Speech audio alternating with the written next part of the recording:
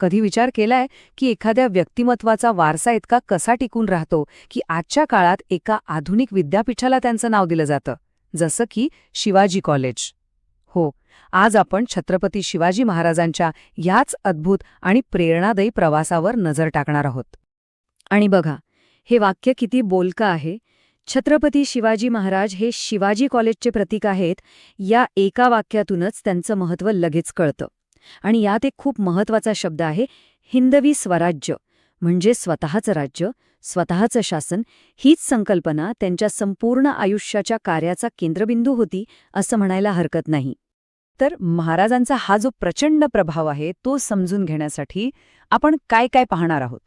सगळ्यात आधी एक योद्धा म्हणून त्यांचा उदय कसा झाला, मग राज्याभिषेक आणि स्वराज्याची स्थापना, त्यानंतर त्यांचं प्रशासन कसं होतं, एका संतासोबतची त्यांची एक खास भेट, आणि शेवटी त्यांचा तो अविस्मरणीय वारसा जो आजही टिकून आहे. चला तर मग सुरुवात करूया पहिल्या भागापासून, एका योद्ध्याचा उदय. बघूया कसे किल्ले आणि भन्नाट डावपेच वापरून महाराजांनी एका मोठ्या साम्राज्याचा पाया रचला. ही टाईमलाईन पाहिल्यावर त्यांच्या आयुष्यातल्या महत्त्वाच्या घटना पटकन लक्षात येतात. 1630 मध्ये शिवनेरीवर जन्म, आणि मग बघा, वयाच्या अवघ्या 16व्या वर्षी पहिला किल्ला तोरणा जिंकला.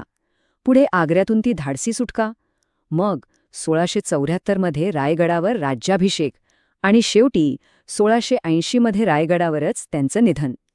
जन्मापासून ते स्वराज्याच्या स्थापनेपर्यंतचा हा प्रवास खरंच किती विलक्षण होता, नाही का? जसं की आपण इथे पाहू शकतो, महाराजांचं संपूर्ण आयुष्य म्हणजे एक संघर्षगाथाच होती. एका बाजूला बलाढ्य मुघल साम्राज्य आणि दुसऱ्या बाजूला विजापूरची आदिलशाही यांसारख्या मोठ्या सत्तांना त्यांनी थेट आव्हान दिलं. आता महाराजांची खासियत काय होती, तर त्यांची युद्धनीती.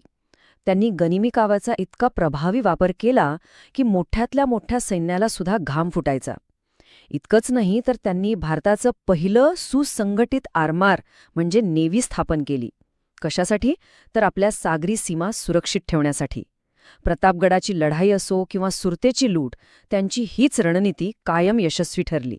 एक योद्धा म्हणून तर ते महान होतेच, पण एक राजा म्हणून त्यांचा प्रवास त्याहूनही महत्त्वाचा होता. आणि या प्रवासातला सर्वोच्च क्षण म्हणजे त्यांचा राज्याभिषेक. या घटनेला केवळ प्रतिकात्मकच नाही, तर प्रचंड राजकीय महत्त्व होतं, असं महत्त्व ज्याने इतिहासाला एक नवी दिशा दिली. तो दिवस होता 6 जून 1674. ठिकाण रायगड किल्ला.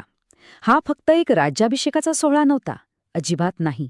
ही होती एक घोषणा, मराठा साम्राज्याच्या सार्वभौमत्वाची, मुघल सत्तेच्या वर्चस्वातून मिळालेल्या स्वातंत्र्याची एक औपचारिक दणदणीत घोषणा होती ती. त्यांनी जी पदवी घेतली ती होती छत्रपती. याचा संस्कृतमध्ये अर्थ होतो छत्राचा स्वामी. छत्र म्हणजे काय? तर प्रजेवर संरक्षणाची सावली धरणारा. या पदवीसोबतच शककर्ते आणि क्षत्रिय कुलावंतस यांसारख्या पदव्यांनी त्यांना एक स्वतंत्र, कायदेशीर शासक म्हणून मान्यता दिली. एक असा राजा जो आपल्या लोकांचं रक्षण करण्यासाठी वचनबद्ध आहे. पण महाराजांची दूरदृष्टी फक्त लढाईच्या मैदानापुरती मर्यादित नव्हती. नाही, त्यांना माहीत होतं की राज्य जिंकण्याइतकंच ते चालवणं महत्त्वाचं आहे, आणि म्हणूनच त्यांनी एका मजबूत प्रशासनाची उभारणी केली, एका खऱ्या अर्थाने राष्ट्रनिर्मितीचा पाया घातला. आणि त्यांच्या प्रशासनाचा कणा काय होता? तर हे अष्टप्रधान मंडळ, म्हणजे 8 मंत्र्यांची एक काउन्सिल. इथे पाहता येईल, पेशवा म्हणजे पंतप्रधान, अमात्य म्हणजे अर्थमंत्री, सेनापती म्हणजे कमांडर इन चीफ, अशी प्रत्येकाची भूमिका ठरलेली होती. यातून अधिकारांचं वाटप झालं होतं आणि सगळा राज्यकारभार एकदम सुरळीतपणे चालायचा. त्यांच्या दूरदृष्टीचा आणखी एक जबरदस्त पुरावा म्हणजे त्यांनी महसूल व्यवस्थेत केलेले बदल. आधी काय होतं? जहांगीरदारी पद्धत, म्हणजे जमीन सरदारांकडे आणि ते शेतकऱ्यांचं शोषण करायचे. महाराजांनी ही पद्धत बंद केली आणि काय आणलं? रयतवारी पद्धत. यात सरकार आणि शेतकरी यांच्यात थेट संबंध. याचा परिणाम शेतकऱ्यांची स्थिती सुधारली आणि राज्याची तिजोरीही मजबूत झाली. आता एक खूप रंजक गोष्ट पाहूया. ही गोष्ट आपल्याला छत्रपती या पदवीच्या मागे जो माणूस होता त्यांचं चारित्र्य आणि त्यांची मूल्य दाखवून देते. तर झालं असं की महाराजांनी संत तुकारामांच्या ज्ञानाबद्दल आणि कीर्तीबद्दल खूप ऐकलं होतं.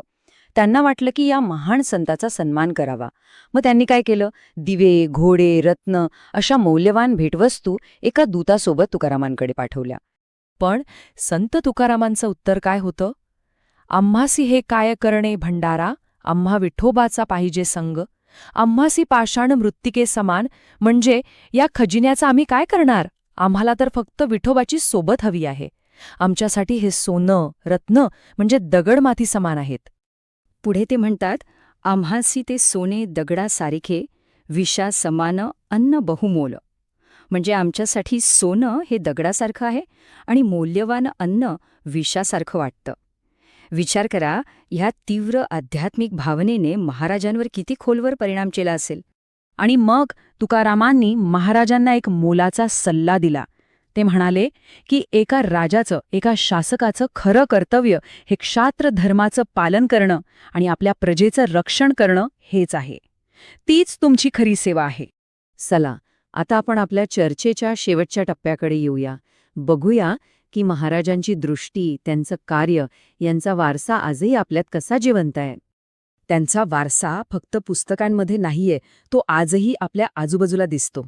उदाहरणार्थ, भारतीय नौदलाचं प्रमुख ट्रेनिंग सेंटर INS शिवाजी, मुंबईचं ते ऐतिहासिक railway station Chhatrapati Shivaji Maharaj terminus. एवढंच नाही, तर लोकमान्य टिळकांनी 1895 साली राष्ट्रवादाची ज्योत पेटवण्यासाठी जो शिवजयंती उत्सव सुरू केला, तो आजही साजरा होतो. या सगळ्यातून काय दिसतं? तर त्यांचं नैतिक नेतृत्व, त्यांचं धाडस आणि